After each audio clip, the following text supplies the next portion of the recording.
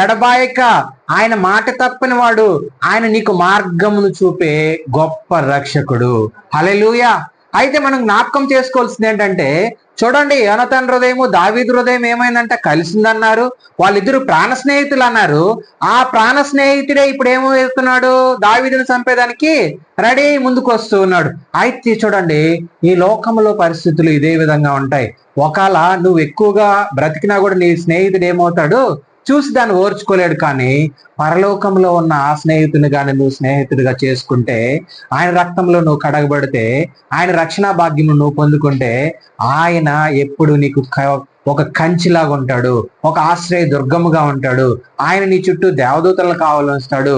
ఎందుకనంటే నీ హృదయమును ఆయనకు దయచేస్తావు. హల్లెలూయా. ఆయన నీ కొరకు ప్రాణం పెట్టాడు. నీ కొరకు ఆయన విడవకూడని భాగ్యమును విడిచాడు. ఆయన నీ కొరకు విమోచకుడుగా వధింపబడిన గొర్రె పిల్లలాగా మౌనముగా సిలువలో నీ కొరకు నా కొరకు ఏం చేశాడు తెలుసా, ఆయన మరణించాడు. హల్లెలూయా. ఆయన మరణమే ఈరోజు మనకు విజయమును తెచ్చిపెట్టింది. ఆయన మరణించి ఆఖరి రక్త బుట్ట వరకు నీ కొరకు నా కొరకు ఆయన చిందించాడు. ఆ చిందించిన రక్త బుట్ట ఈరోజు నిన్ను నన్ను ఏం చేస్తూ ఉంది, పాపంలోకి పడిపోకుండా, నరకంలో పడిపోకుండా ఆయన నిన్ను నన్ను రక్షిస్తూ ఉన్నాడు. అయితే ఇప్పుడు వరకు నువ్వు ఈ లోకంలో ఒకవేళ ఎంతో మంది స్నేహితుల్ని వాళ్ళని ప్రేమించుంటావేమో, వాళ్ళతో స్నేహం చేస్తూ ఉంటావేమో, వాళ్ళు ఒకవేళ నిన్ను మోసం చేసి ఉంటారేమో, ఒకవేళ నిన్ను చంపాలని చూసి ఉన్నారేమో. అయితే నిన్ను విడవక ప్రేమించే స్నేహితుడు ఒకడున్నాడు. ఆయనే పరలోకంలో నుంచి ఆయన 2 చేతులు చాచుకొని, ప్రయాసపడి భారము సమస్త జనులారా నా యొద్దకు రండి, నేను మీకు విశ్రాంతినిస్తానని చెప్తూ ఉన్నాడు. ఆయన దగ్గరికి వస్తే నీకు విశ్రాంతి వస్తుంది. ఆయన దగ్గరికి వస్తే నీకు రక్షణ భాగ్యం వస్తుంది. ఆయన దగ్గరికి వస్తే ఆయన నిన్ను విడవక ప్రేమిస్తాడు. ఆయన విడవక ప్రేమిస్తాడు. చూడండి, ఈ లోకంలో ఎంతో మంది స్నేహితులు కొద్ది రోజులు స్నేహం చేస్తారు, వెంటనే విడిపోతూ ఉంటారు. ఏవో కొన్ని చిన్న సమస్యలు ఎక్కడైనా కూడా సరే, కుటుంబంలో కావచ్చు, ఎక్కడ కావచ్చు, కానీ ఆయన మాత్రం నిన్ను విడవకుండా ప్రేమించే స్నేహితుడు. ఆయన నిన్ను నిత్యము నిన్ను ప్రేమిస్తూ ఉంటాడు. ఎందుకనంటే ఆయన నిన్ను రక్షించుకున్నాడు. ఆయన నీ కొరకు ఆయన ప్రాణం పెట్టి ఉన్నాడు. ఈ లోకంలో ఉన్న స్నేహము, లోక స్నేహం ఏంటి, లోక జ్ఞానం కావచ్చు, లోకంలో ఉన్న స్నేహం కావచ్చు, ఇవేవి కూడా నిన్ను రక్షించలేవు. ఇవేవి నిన్ను పరలోకానికి తీసుకెళ్ళలేవు. కానీ పరమాత్ముడైన నజరేయుడైన యేసు క్రీస్తు ప్రభు వారిని నువ్వు స్నేహితుడిగా చేసుకుంటే ఖచ్చితంగా ఆయన నిన్ను నీ ఆత్మకు రక్షణ కాపుదలనిచ్చి, ఒకవేళ ఈ శరీరం మృతతుల్యం అయిపోయి మరణించినా కూడా సరే, నీ ఆత్మను మాత్రం ఆయన సన్నిధానంలోనికి తీసుకుంటాడు. అంత గొప్ప స్నేహితుడు. ఈ లోకంలో నీకు అన్ని సకల సౌకర్యాలు అన్ని ఇవ్వచ్చేమో ఈ భూమిపై నుండే స్నేహితులు, కానీ నీ ఆత్మకు రక్షణ మాత్రము ఇవ్వలేరు. నీ ఆత్మను మాత్రము నరకం నుంచి తప్పించలేరు. ఈ నరకం నుంచి నిన్ను తప్పించాలన్నా, పరలోకం నిన్ను చేర్చాలన్నా, నజరేయుడైన యేసు క్రీస్తు నామములో నువ్వు రక్షణ బాప్తీసం తీసుకుంటే ఖచ్చితంగా నువ్వేమవుతావు, రక్షింపబడతావు. ఆయన నిన్ను విడవక ప్రేమిస్తాడు.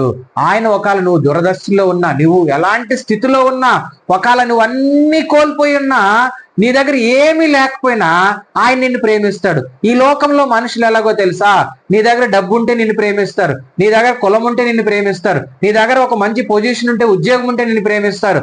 అదే విధముగా అన్ని ఉన్నప్పుడు ప్రేమించే స్నేహితులు ఈ లోకంలో ఉంటారు. కానీ నీ దగ్గర ఏమీ లేకపోయినా ప్రేమించే స్నేహితుడు ఒక ఆయన ఉన్నాడు. ఆయనే నజరేయుడైన యేసు క్రీస్తు ప్రభు వారు.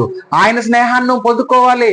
ఆయన స్నేహము నీకు ఇవ్వాలని అనుకుంటూ ఉన్నాడు. ఈ రోజు ఒకవేళ నువ్వు అన్ని పోగొట్టుకున్నావేమో, తల్లిదండ్రులు లేరేమో, లేకపోతే వాళ్ళు నిన్ను వదిలేసారేమో, ఒకవేళ నీ భార్య పిల్లలు నిన్ను వదిలివేశారేమో, ఒకవేళ నిన్ను భర్త నిన్ను వదిలేశాడేమో, కానీ నీ పిల్లలు ఒకవేళ నిన్ను చూడటం లేదేమో, కానీ ఒక ఆయన అంటూ ఉన్నాడు, నేను నీకు ఉన్నాను, నేను నీతో స్నేహం చేయాలనుకుంటూ ఉన్నాను, నేను నిన్ను రక్షించాలనుకుంటూ ఉన్నాను, నిన్ను ప్రేమించాలనుకుంటూ ఉన్నాను అని చెప్పి ఒక ఆయన 2 చేతులు చాచుకొని నీ వైపు ఎదురు చూస్తూ ఉన్నాడు. ఆయన ఎవరో కాదు, నజరేయుడైన యేసు క్రీస్తు ప్రభువారు. హల్లెలూయా.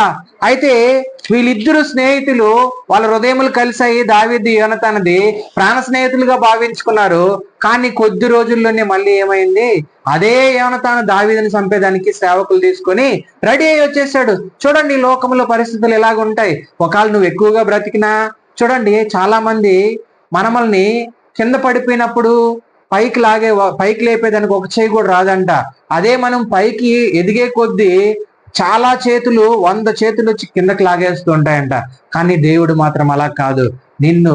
నువ్వెంత తగ్గించుకుంటే, నువ్వెంత దేవునికి లోబడితే, నువ్వెంత దేవునికి దగ్గరగా ఉంటే, నువ్వెంత దేవుణ్ణి ప్రేమిస్తే, నువ్వెంత దేవునితో నడిస్తే, నువ్వెంత బైబిల్ని ధ్యానిస్తే, నువ్వెంత దేవునికి ప్రార్థన చేస్తే, నువ్వెంత దేవుణ్ణి ఆరాధిస్తే అంతకంతకు దేవుడు నిన్ను ఆశీర్వదిస్తాడు. హల్లెలూయా.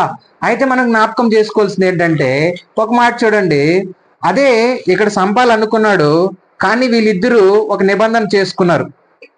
17 వచనం చదవండి, 20:17, 1 సమూయేలు.